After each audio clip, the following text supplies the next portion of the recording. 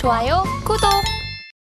네, 오늘의 일면 헤드라인입니다. 조선주 반등 가능할까? 함께 하실 분은 다올투자증권 이성홍 차장님 모셔봅니다. 어서 오세요. 네, 안녕하십니까?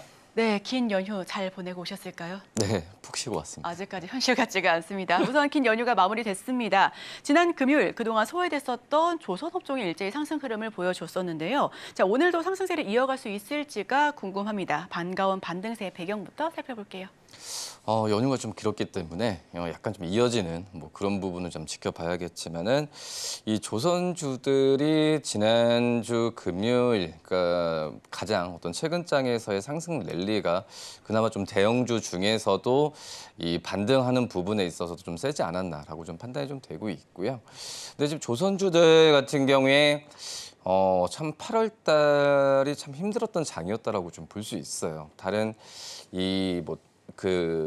반도체 그리고 이 자동차 이런 기업들 같은 경우도 주가가 좀 변동폭이 있었지만 조선주들 같은 경우에 낙폭이 과감하게 셌다라고 볼 수는 없지만은 이 추세적으로 좀 우하향하는 모습을 좀 보여주고 있는 상황이었기 때문에 조선주들에 대한 이 평가는 어떻게 보면은 좀 적극적인 매수라기보다도 좀 지켜보자라는 느낌이 좀 많이 강했다라고 좀 볼 수 있겠고요. 지난주 금요일 같은 경우도 증권사들 같은 경우에 이런 조선주들의 하락세에 대한 부분이 약간 좀 과대 낙폭에 대한 인식이 좀 많다라는 의견이 좀 많았었는데 그만큼 이제 조선주들 같은 경우가 이 다른 섹터, 그러니까 무슨 반도체나 이 자동차 같은 경우에는 생산해서 바로바로 파는 그런 판매에 대한 머신이 있다고 한다면 이 조선주들 같은 경우에는 배 한 척을 만들고 그리고 파는 부분에 있어서는 긴 시간과 큰 자금이 필요하거든요. 그런 점에서 봤을 때는 다른 이 제조업체 대비해서는 틀린 모습을 좀 가지고 있는 게 바로 조선업종을 볼 수 있겠는데 그만큼 이제 조선업종의 이 파는 메커니즘을 봤을 때는 지금 현재는 너무 이 시장에 대해서 민감한 업종이라고 좀 판단은 안 되고 있는 그런 상황이고 그런 점에서 본다고 하면은 조선주들의 실적 개선세나 여러 가지 면에서 봤을 때는 크게 훼손이 되지 않은 상태로 좀 가고 있는 상황에서 이 조선주들에 대한 이 매수 관점을 저가 매수에 대한 부분은 좀 얘기를 많이 하고 있다라고 좀 볼 수 있겠고요. 그렇기 때문에 전반 기업들의 목표 주가는 크게 좀 훼손이 안 되고 있는 상황이거든요. 그런 점을 본다고 하면은 조선주들에 대한 이 저가 매수에 대한 의견이 좀 많지 않았나라고 좀 판단됩니다. 네, 맞습니다. 조선주가 8월에 좀 많이 힘들었었는데요. 다만 이번 반등의 배경으로 신조선가 지수 상승세의 지속 그리고 기타 제조업과는 좀 다른 모습의 사이클을 보여주고 있다는 점을 꼽아주셨습니다. 자, 그렇다면 반대로 반등을 보이기 전에 약세 흐름은 어디에서 기인한 건지도 굉장히 궁금한 부분입니다. 우선 많은 분들께서는 그동안의 주가 상승에 따른 밸류에이션 부담과 함께 환율 하락에 따른 차익 효과가 줄어들 수 있다는 우려가 있다라고 표현을 하고 있는데 이와 관련해서도 의견 여쭤볼게요. 우선 지금 이 조선 이 산업 같은 경우가 글로벌적으로 거의 100%죠. 이 달러로 지금 교환되는 방식이라고 볼 수 있겠는데 그만큼 이제 환율이 좀 하락했을 때 조선 업체들이 받는 대금에 대한 부분이 이 약간의 좀 환율에 대한 하락 때문에 재무적인 부분이 훼손되지 않을까라는 우려가 좀 있었지만 지금 현재 이 조선 쪽에서의 이 받는 수주가 되고 있는 이 조선이 이제 컨테이너선이나 이쪽에서 이제 바뀌는 친환경선 한마디로 이제 마진이 많이 남는 그런 성과로 위주로 선별적으로 지금 수주가 많이 되고 있기 때문에 신규로 지금 수주로 받는 이 성과에 대한 마진 부분은 이 달러에 대한 하락에 대한 부분에 있어서는 충분히 만회하고 갈 가능성이 좀 크다라고 좀 생각이 좀 되고 있고요. 그리고 이제 두 번째로 봤을 때도 이 중국 쪽에서의 이 조선 업체들의 흡수 합병이 살벌하게 지금 일어나고 있는 상황이에요. 그렇기 때문에 우리나라 조선 기업들의 시장 점유율과 좀 경쟁력에 있어서 약화가 될 가능성이 있다라고 지금 평가를 하고 있는데, 근데 제가 봤을 때도 이 환율 하락 또 이제 중국 조선들의 어떤 경쟁력, 그러니까 한마디로 이제 주가라는 부분이 선반영 상품이긴 하지만 너무 초반에 이 부분의 우려감이 너무 좀 반영되지 않았나라고 좀 생각이 되고 있고요. 그리고 이제 이 조선주 같은 경우가 이 트럼프 수혜주라고 좀 얘기를 많이 하면서 지금 민주당 쪽에서의 해리스 후보에 대한 당선에 대한 우선 가능성이 높아지면서 조선주들도 이런 그 트럼프 트레이드에 대한 피해를 보고 있는 그런 상황이라고 좀 볼 수 있겠지만 하지만 이제 민주당 쪽에서도 이 에너지원에 대한 확보에 대한 부분은 물론 이제 결은 좀 틀리겠지만 이 에너지 확보에 의한 이 조선주들에 대한 물동량의 증가에 대한 부분은 어느 정도 인식을 하고 있는 상황이거든요. 뭐 그렇기 때문에 미국 대선에 대한 이 우려감도 제가 봤을 때는 약간 좀 기우이지 않나라고 좀 판단이 좀 되고 있어서 근데 이 종합적으로 봤을 때는 개별적인 요인들이고 그 전에 주가가 좀 많이 올랐을 때 조선주들의 이 밸류적인 측면이 좀 부담스러웠던 그런 측면이 좀 있었거든요. 근데 이 부분은 이 조선주뿐만 아니라 어떤 다른 뭐 반도체도 그렇고 다른 많이 올랐었던 기업들에 대한 섹터에 대한 우려감이 좀 있긴 하지만 이런 부분은 시장적인 측면에서 봤을 때 우선 위험 자산에 대한 선호도는 꾸준하게 지금 유지가 되고 있는 상황이고 뭐 비컷이나 뭐 여러 가지 면에서 봤을 때도 위험 자산에 대한 선호도는 계속 유지될 가능성이 크거든요. 그렇기 때문에 낙폭에 대한 이 낙폭이 지금 계속 이어질 가능성은 적지 않을까라고 판단됩니다. 네, 우선은 약세 원인을 두고 봤을 때 환율 하락 그리고 흡수합병 중인 중국 조선사들과의 경쟁력을 꼽아주셨습니다. 마지막으로는 트럼프 수혜주로 부각이 돼서 하방 압력을 조금 더 받은 것으로 보여지고 있는데요. 앞으로 하반기 내내 좀 지켜봐야 될 부분입니다. 자, 글로벌 경제 둔화 우려감이 지속되고 있는 상황 속에서 하반기 업황에 대한 전망도 여쭤보고 싶은데요. 우선 간밤에 미증시 같은 경우는 50bp 인하 결정을 지었습니다. 경기 우려가 부각되면서 3대 지수는 하락 흐름을 연출했는데 오늘 장에선 조선주 어떻게 보실까요? 그래서 앞서서 좀 말씀드렸다시피 이 조선 업종이 경기를 많이 탄다라기보다도 우선 실적적인 측면에서 봤을 때는 우선 수주 잔고로 보면은 짧게는 2년 반, 길게는 4년째 지금 수주 잔고를 좀 확보해 놓은 상황이거든요. 뭐 아시겠지만 상반기 때 우리나라가 중국의 조선 쪽에서의 기업들을 제치고 상반기 수주를 1위를 달성한 만큼 지금 이 수주만 봤을 때는 이 실적적인 측면에 몇 년간은 좀 문제는 없다라고 좀 생각이 되고 있고요. 그리고 이제 신규 어떤 수주에 대한 감소에 대한 우려감이 좀 있는 상황이었지만 하지만 지금 하반기 때는 이 어떻게 보면은 그 전에 어떤 컨테이너선과 일반적인 저가에 대한 선사에 대한 선사가 좀 약간 밑에서 좀 깔아줬다고 한다면 지금 LNG 선을 비롯한 이 친환경 선 쪽으로의 수주에 대한 부분을 선별적으로 지금 우리나라 조선 기업들이 지금 하고 있는 상황이거든요. 뭐 그런 점을 본다고 한다면 우선 몇 년치의 어떤 실적에 대한 부분은 보장 또 이제 마진 부분을 좀 키울 수 있는 과정이 지금 나타날 가능성이 크다. 라고 좀 생각이 되고 있어서 우선 지금은 이 조선주들에 대한 기업들이 다른 이 섹터에 비해서는 이 실적에 대한 훼손성은 굉장히 좀 적은 부분은 저는 긍정적이다라고 좀 볼 수 있겠고요. 뭐 추후에 봤을 때도 이 해양 플랜트나 이쪽에서 또 이제 미국 MRO 쪽에서의 얘기도 많이 들렸던 상황에서 일반적인 이 조선에 대한 배에 대한 어떤 수주라기보다도 새로운 어떤 섹터에 대한 사업 부분도 지금 원활하게 잘 진행이 되고 있는 그런 상황이거든요.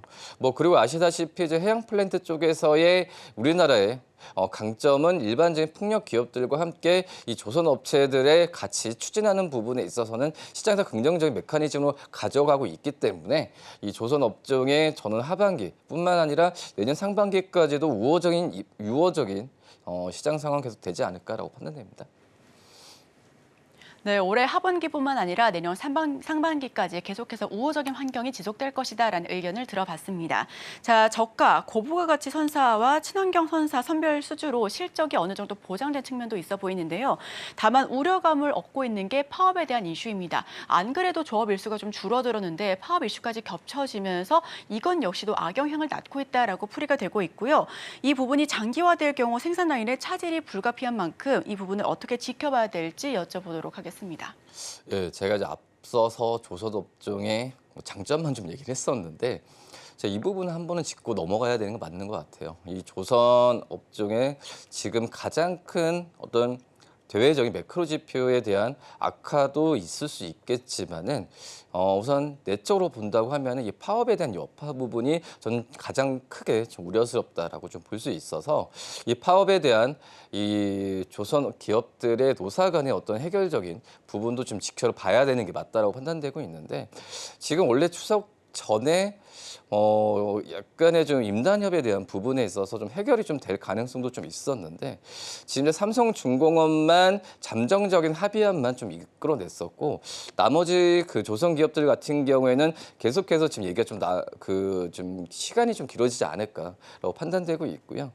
이렇게 이 합의가 안 된 상태면은 당연히 뭐 파업이라는 부분은 좀 센 얘기 같고 어떻게 보면은 인력 부족이나 이런 부분에 있어서 조선 업체들이 앞서서 이제 수주를 받았던 부분에 있어서 기일이 좀 기일이 좀 늘어지는 경향이 좀 있거든요. 그렇게 된다고 한다면은 당연히 비용적인 측면이 많이 나갈 가능성이 크다라고 좀 볼 수 있겠고 실질적으로 이제 2022년이었죠. 이 하나오션 쪽에서의 이 하청 노동자 파업으로 인해서 그때 당시에 하나오션의 피해 금액만 그러니까 일반적인 수주에 대한 부분에 있어서 이 파업에 대한 이 손실액 같은 경우가 거의 8천억까지 갔었거든요.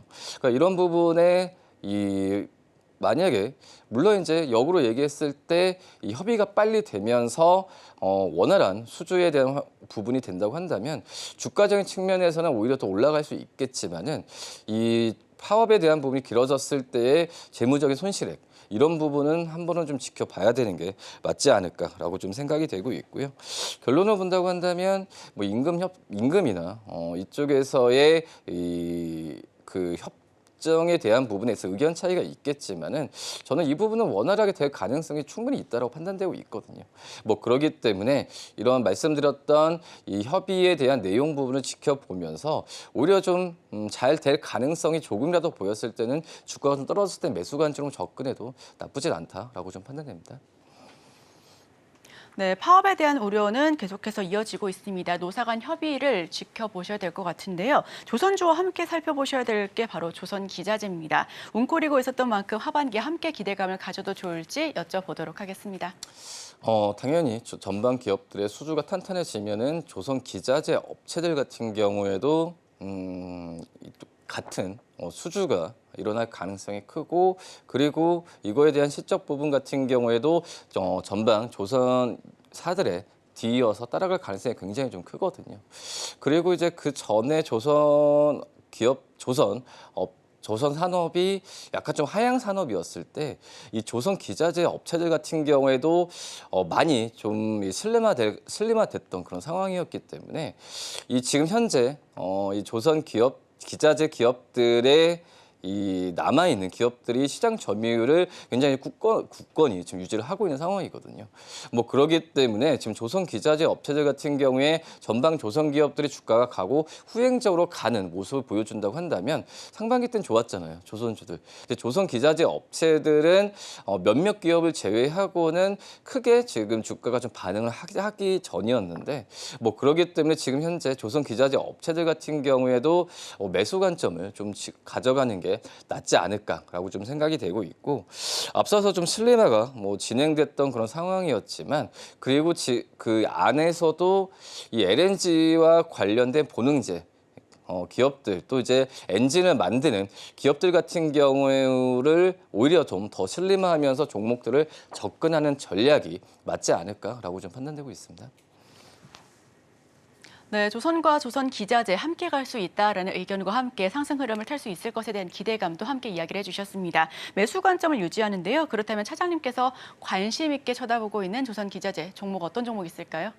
저도 굉장히 좀 많은데요. 우선 이 한 개를 꼽기에도 좀 약간 지금 조선 기자재 업체들의 튼튼한 기업들 굉장히 많아요. 근데 앞서서 이제 LNG 쪽에서의 관련된 기업들 같은 경우에는 이 동성와인텍 그리고 한국화분에 대한 기업들을 좀 관심 있게 가져야 되고 기본적으로 이 조선뿐만 아니라 이 해양 플랜트까지